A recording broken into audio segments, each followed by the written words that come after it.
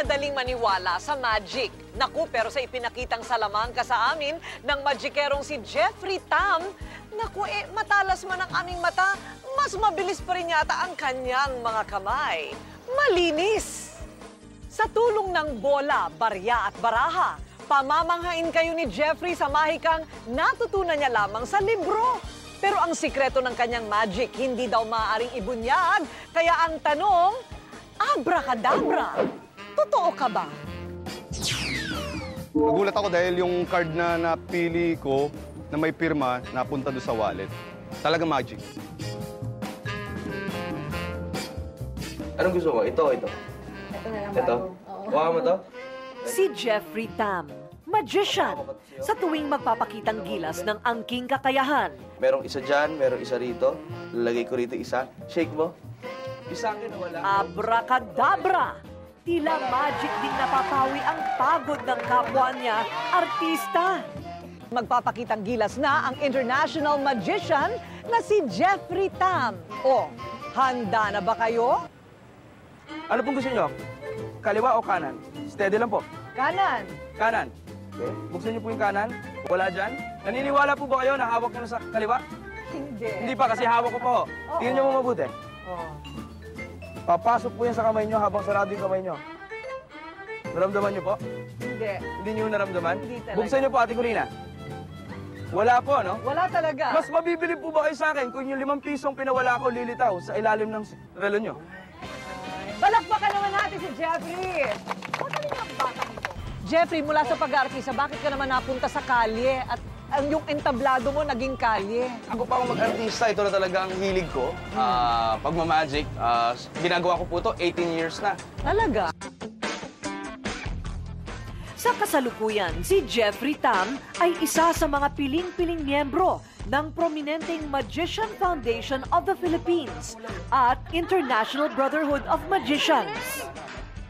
Ito, Ate Corina, nakikita niyo po ba kung anong year yung 5 piso? Kung anong year po?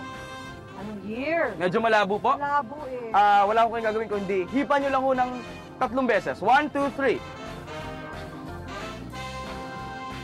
Ay! 1998 po. Lumaki, sobra! Ang galing! 5 peso coin po na malaki, hindi ko na may tatago to. So on the best so is, lalagay ko na lang ho sa loob ng jacket ko, ganyan. Okay. Pero lumalabas ho sa labas eh. Ano po?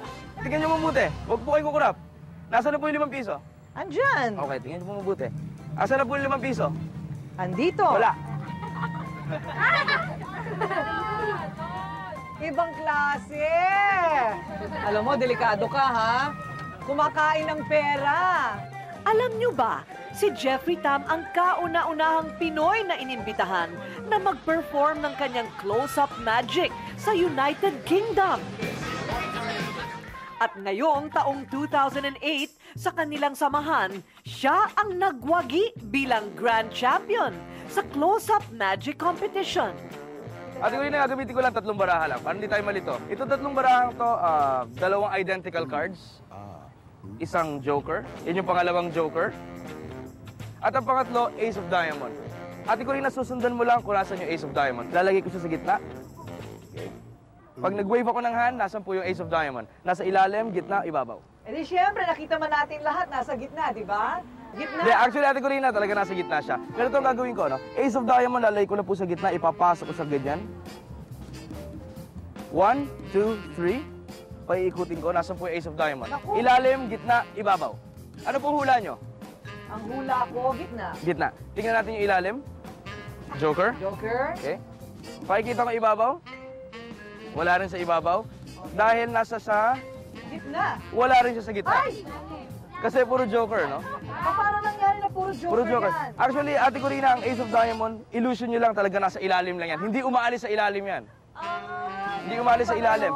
Ang ibabaw, kung ang Ace of Diamond nasa ilalim, ang ibabaw na card ay... Joker. Hindi po, Ace of Diamond din eh. Ha? At ang gitnang baraha, Ace of Diamond din. Ha? No? Hindi naman ako gumagamit ng duplicate po. No? 3 baraha lang yan. Ate Corina, re-recap lang tayo. Unang baraha, Joker. Pangalawang baraha, Ace of Diamond. Joker yan, kasi 2 Joker, isang Ace eh. Sigurado po kayo? Eh dapat sigurado kung hindi mo ima-magic. Ate Corina, dahil magician ako, basahin nyo mabuti yung huling card. Ang hula nyo, Joker, tingnan nyo mabuti. Rated K number 1! Sana nga kung ang bawat gusto natin ay nakukuha sa isang kumpas ng Magikero. Pero hindi nga ganyan. Lahat ng bagay ay pinagsisikapan upang umasenso ang ating buhay.